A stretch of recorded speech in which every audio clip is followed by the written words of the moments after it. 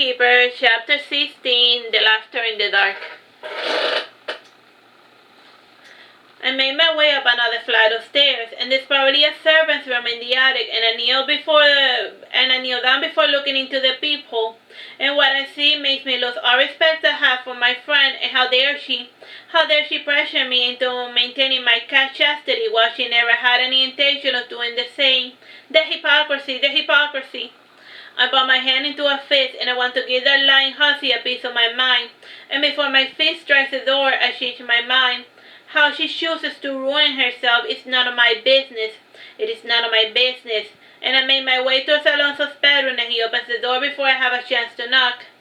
I hiss, "Did you know?" "I know a lot of things," said Alonso, folding his arms. "What has you bogged down in specific?" "Do you know that Laura likes to mess around with your farmhand?" I said bitterly. "It depends what you consider messing around," said Alonso, placing his arm around my shoulder. And he said while petting my face, There, there's no need to hold back, let it all out. It didn't take much encouragement for me to suffer a crying fit, and I don't know why it made me feel sad to know that Laura was just as promiscuous as her brother. Such looseness must run in the family.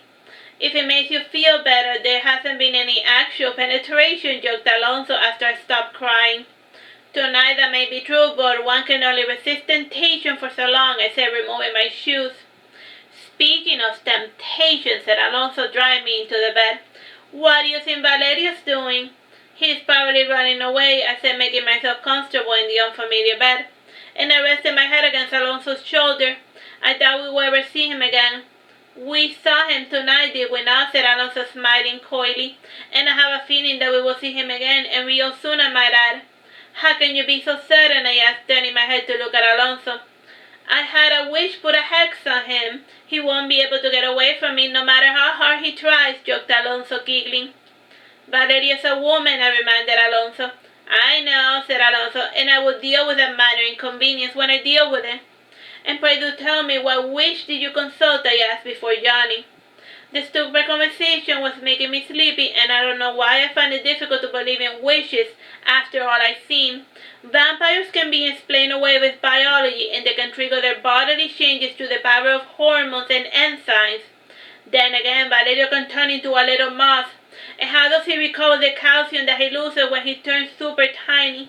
Plus the brain, what happens to the mass of the brain when he shrinks down to size? At least werewolves, they do not lose or gain too much body mass when they transform. Alonso opened his mouth to speak again, but he fancied that I had fallen asleep, and I felt his hand caressing my face, especially my closed eyelids. Valerio and I had the same green eyes. Well, we almost had the same eyes. His eyes are Asian, and I wonder if from what colony his poor mother hails from. And I must make a note of asking Valerio the next time I see him. A few days passed without any of us hearing news from Valerio, and as for Laura, I have already made peace with the situation. And she continued to act with me as before, with us engaging in childish game and idle gossip. And although from time to time I would give a dry or an angry response without meaning to, and try as I might, I couldn't forget what I had seen, and thankfully I had the Valerio situation as a distraction from my personal woes.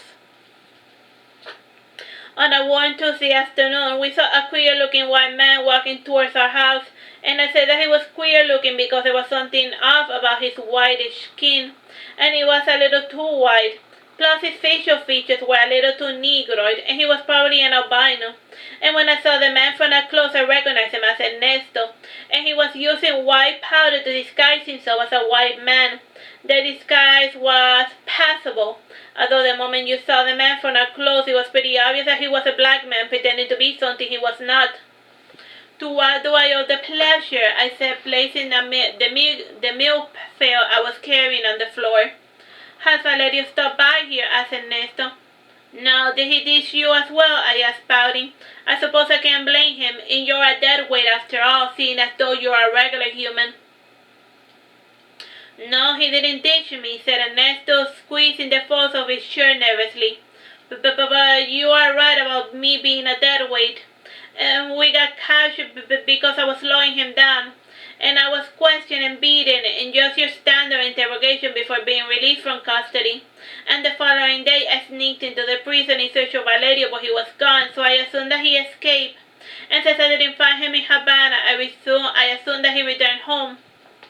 Valerio was born in Florida, and if he wanted to return home, he would probably go there and muse. Or perhaps he's still in Havana. Havana's a big city, and it is easy to disappear there if you have a mind to do so. And maybe he's in the form of a cur. There are a lot of wild dog paths that would more than happy take a vampire into their fold. Do you think he's hiding out with the dogs? Asked Ernesto, smiling happily. Maybe, I'm just guessing. I am not Valerio's keeper, I said. Tell me, Ernesto, now I am a bit curious. Why is Valerio so important to you? I see myself in him, said Ernesto. I find that hard to believe, I said, laughing. Just because we do not have the same skin color, it doesn't mean that we're not the same, said Ernesto sternly. Well, I suppose you did go way out of your way to become white just to get Valerio's attention, I said, folding my arms. I didn't do this for the attention, boy. It is just a disguise. I don't wear a white face in Valerio's presence, said Ernesto, sweating bricks. Well, if he isn't here, I better get going. If it helps, the last time I saw Valerio, he was at a courtesan's house, and we happened to run into each other while searching for the same quarry. I was after flesh while he was after blood, and he told me that he was running an errand for you, I explained.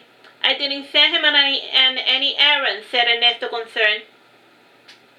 You didn't ask him to provide toys for your little friends, I asked.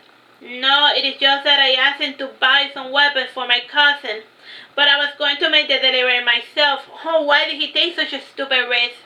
Asked Ernesto, rubbing his temple, and as he did, some of the white powder chipped away. Your disguise is falling off. You may want to retouch your forehead, I said, pointing. Ernesto opened up a compass to reapply some more white makeup, and we both grew tense when we saw a man wrapped in black over the horizon, and we kept hoping and praying that this man was Valerio. Alas, he was a stranger and nothing else. And I invited Ernesto into my home to cool off, and I gave him a glass of fresh goat milk, and Ernesto drank the milk with gusto, for he was indeed very thirsty. Did you manage to get into the boat? I asked. Yes, we made it as far as New Orleans. However, we were forced to sail back to Cuba because we ran into men who knew Valerio. Not by his true name, but his face was familiar to them, explained Ernesto. I think Valerio was just looking for an excuse to return home. After all the fuss he made, he probably feels embarrassed to come crawling back to us, I commented. Has he bitten you yet? Not really, although I offered, but he declined to taste my inferior blood, said Ernesto, gingerly playing with the glass. Did he call your blood inferior? I asked. No, but I can only assume. He is very, very white. If it wasn't for his size, he could easily pass for a pure-blooded Englishman, mused Ernesto while looking at the little milk that still remained.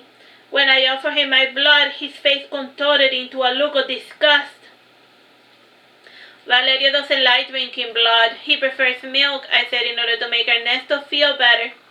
You don't think he dished me, did he? Asked Ernesto, biting his thumb. He dished me, so why not you as well? I denied it before laughing nervously. He probably thought he was doing you a favor. And you have more than enough on your plate if Valerio's burdens are not for you to carry. But I want to carry them, said Ernesto. And when I chose to save him, I knew well that there was going to be consequences, but I never imagined that he would bite off the neck of that rooster, I said, trying to use cold talk, just in case the maids were eavesdropping. It was a bit exaggerated, all things considered. What became of the others? Asked Ernesto.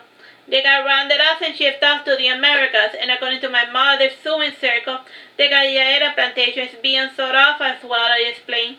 Is anyone looking for me? Are there wanted posters? Asked Ernesto. I don't know, I haven't seen any posters. Then again, there are not a lot of posts for folks to hand stuff from, and they are more commonly seen in bar or in the church notice board. And as long as you avoid both places, I think you'll be fine, I mused. And I was about to say more, but Valerio entered the living room. The poor bastard's face lighted up when he saw Valerio's beautiful blonde hair spilling out of the sun hat he was removing. I told you to wait at the inn, didn't I? Said Valerio dryly. But you were gone for 2 days, and I was worried, said Ernesto, so I went to search for you. I also told you never to look for me. I can travel swifter than a human, and if I disappear, you are never going to find me, said Valerio, fiddling with his sun hat. Since he wasn't sitting down, I could only assume that he wanted to hit the road, and Ernesto got up before giving me a slight nod, and I jumped from my seat to give Valerio a hug, and he didn't push me, but he didn't embrace me either. And I tried to come up with a clever something to say, and at last nothing is coming to mind. And what can I say to force Valerio to stay with me? Valerio, I started saying. Valerio, nothing, Ambrosio, and you need to cure yourself of this unhealthy infatuation you have for me. Tell me, boy, what is it that you want from me? Said Valerio, turning around to face me. It was my father's last wish that we would look after you, I started saying. You were just a baby when father made that thoughtless final request, said Valerio, and you're not duty bound to do as he desired, and it was your mother who failed to fulfill that promise, not you. There's no need for you to feel guilty about something that happened that was completely out of your control. The feelings of attachment that I have for you are also something that I cannot control, I say, squeezing tighter. And Valerio stuffed his blonde hair into the sun hat, and he started marching out of his farm, and I followed along for as long as I could, and when Valerio started sprinting, I tried to keep up, but I wasn't able to. Ernesto was, however, able to keep up with Valerio. That's the end of that chapter. Bye-bye and God bless.